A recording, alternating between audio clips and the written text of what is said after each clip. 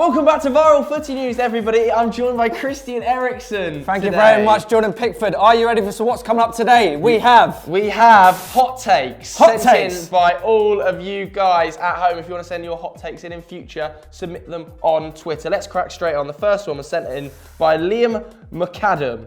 Liam says, Jack Grealish should be the England number 10 in front of Maddison at the Euros. No question about it. Fire emoji, praying emoji. Talk. Definitely not. Let me tell you why. Definitely Jack not. Grealish is very good when teams are essentially attacking Villa, so he's got more space to play into. Okay. However, when he's in that England team, the majority of the games, the team's going to sit back against us, which means we need someone who's got that bit more creativity, so you know, to break down a defence and another midfield, which is the role that Maddison's doing for probably the last, 12, 15 months. So I think Maddison's a better suited midfielder in that option. It's a lot more difficult for a creative midfielder to do business against a team that sits back than a team that is being pressed against and that is taking the game to Aston Villa.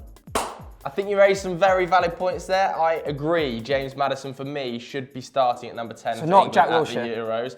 Definitely not Jack Wilshere. I think he's better in a structured team. I think Grealish thrives in the chaos. I'm pretty sure Dean Smith says to Jack Grealish, go and do whatever the hell you want. Yeah. Now, he is statistically having a better season than James Maddison, isn't he? More goals and assists. I think nearly double the amount of chances created from open play. A lot of James Maddison has come from set pieces.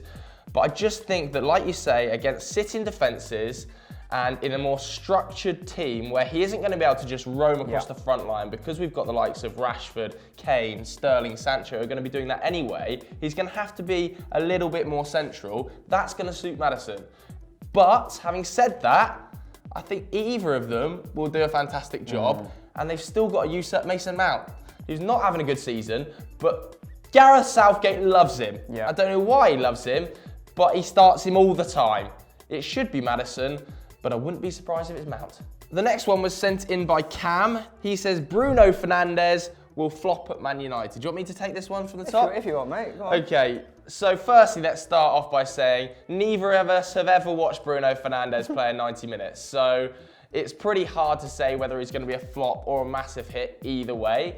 Statistically, he looks pretty strong, doesn't he? I'll read out some of them here. Most goal involvements, most goals from outside the box, most chances created, most shots on target, most passes into the box, most final third passes, most through balls, all in Portugal in the last 3 years. But people at home will be going, but it's only Portugal. Only Portugal. Loads of players have done it in Portugal, true. But I will say, most of the players that have come out of Portugal in recent years have actually been successes. Looking at the likes of Ricardo Pereira to Leicester, massive hit. Ruben Neves, pretty big hit. João Felix, still undecided, but very young, looks like he's going to be a hit. Patricio, Bernardo Silva, João Cancelo was a massive hit in Italy.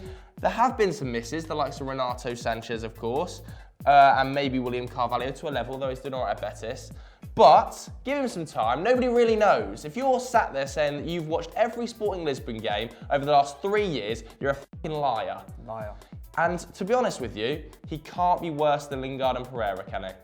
It's a very low bar. I think that's the thing, right? Man United crying out for some creativity, right? Yeah. They need someone who, is going to maybe go past the man, play that final ball that's going to get Rashford kind of away. Because at the moment, it's very easy for teams to play against Man United. I think that's the thing. So if he can come and give you that extra option, then how much does it cost? 55 million or something like that? Yeah, 46.5. 46 million plus add-ons, which in this market is that much of a gamble anymore? I don't know if it is. You definitely need some creativity. He can come and do a job. He's going to be a good signing. If he's not, it's going to be another long list of your flops in recent years.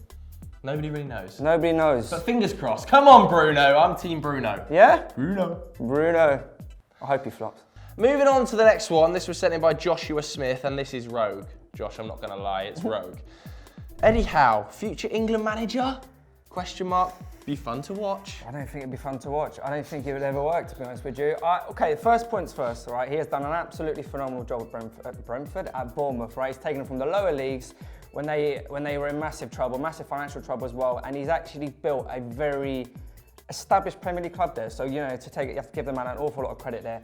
However, is he ready to take what could potentially be England's best group of players we've had for an awful long time, especially with an even more exciting group of players coming through that had won the Under-20s World Cup, what was it, 2 years ago.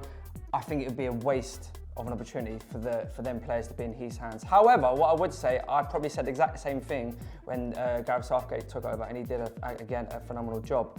I think there would be other managers available over Eddie Howe. He's done a great job. Would he be my next England manager? Definitely not.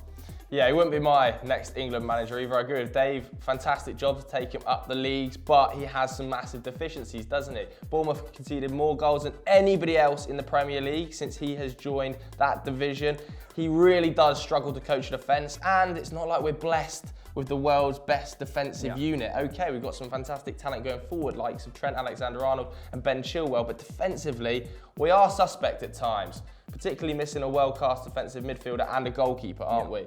And my other issue with him is that I'm just not sure he'll be able to coach that level of personality. I think the reason Gareth Southgate's working is because he's worked with a lot of these lads at the youth level when he was, I think, under-21 manager for England. With Eddie Howe, he's never managed big personalities that can look at him and go, he's trying to get Lower Pub. Well, what have you ever done in the game? Which is probably what's going to happen. Sad as it is to say, I don't think Eddie Howe yet, he might well prove me wrong, is ready to become England manager. Stick with Gareth for now. No need to get rid.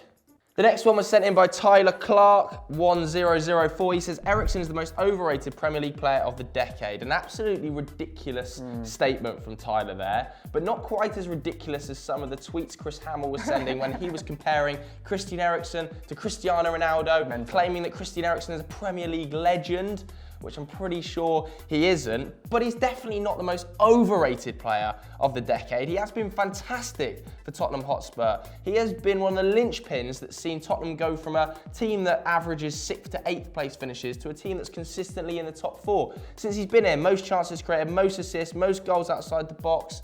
I think he's a fantastic creator and one of the best the Premier League's ever seen. But he's not a Premier League legend, Hamill. What an absolute stinker. And don't ever compare him to a 23-year-old Ballon d'Or winning double winner in Cristiano Ronaldo. Relax. Chill but he's not the most overrated player in Premier League history. Ozil's more overrated than Eriksen. What do you mean? Ozil's won 2 FA Cups. Ooh. 3 FA Cups even. Would you say he's the most overrated player in Premier League of the decade? Eriksen? Eriksen. Probably not the most overrated, but he definitely has been overrated. The way that, as you say, some of the names he's been compared to, he's won nothing. Yeah, but it's only Chris Hamill comparing him to Ronaldo. I've seen nobody all comparing over him to Twitter, that level. giving it all by Eriksen. But the best thing he's got going for him is that he's good looking. That's all Eriksen's got going for him. Just because you look like him. Well, that's your words, not mine. This is pathetic. No, he's definitely a very good player. But I think he's been rated how he kind of should be. He's a player that kind of couldn't take Tottenham to that next level and actually win them a trophy. But he did. He took them from the level of 6th and 8th to top 4. It wasn't just him, though, was it? They had a very good manager, very good striker in Harry Kane, very good midfielders in Dele Alli, and probably their defence that was at probably the peak of their powers. So it wasn't just Christian Eriksen. It wasn't like he picked them up on his own. It's a good point. All right? He was incredible in there, though. He was, and there was games that he had won on his own. I will give you that. But was it enough over the course of a 38-game season? Definitely not. He was rated about where he was. Definitely not the most underrated. But in 2 or 3 years' time, we will not mention Christian Eriksen as any kind of great in the Premier League era ever. Okay. Can you, by the way, just set a quick debate for me? Do you think that Christian Eriksen is a Premier League legend? Definitely not. Premier League legend? Of course he isn't, but vote in the poll up there. And please, be honest. Final one then, Dave. It's a personal one. Very short, this one. This is from, I can't even be bothered to pronounce the name, and I can't even speak apparently. It's from Sadten Charlane. He says, cheese and onion crisps are disgusting. Yeah, I agree. Cough, Dave. Swearing. Cheese and onion crisps are not disgusting, They're are they? They're one of the peak They of the make you They're one of the absolutely peak. stink. They do make you stink. That is one of the drawbacks, but they are one of the peak powers in the crisp world. Cheese and chive, I'll give you. Cheese and onion, get out. Cheese and chive. Cheese You and chive. Waitrose shopping bastard. Cheese and chive, wrinkly crisp. I'll have that all day. But cheese and onion, Walkers, get out. Stink. Best crisp flavour, smoky bacon. I said it. What's yours? What's it? Ba-dum-bum. So that's it for this week's episode of Hot Takes. If you want to get your hot take looked at next week, make sure you submit it on Twitter. The handles are on screen now. Dave, what should people go and watch next? They should go and watch Stat Wars. Always Stat Wars. That's all we do now is Stat Wars. Apparently it is. I feel like I'm in a bloody spaceship twice a week. Loves it. But anyway, thanks very much for watching. Auf Wiedersehen. Peace.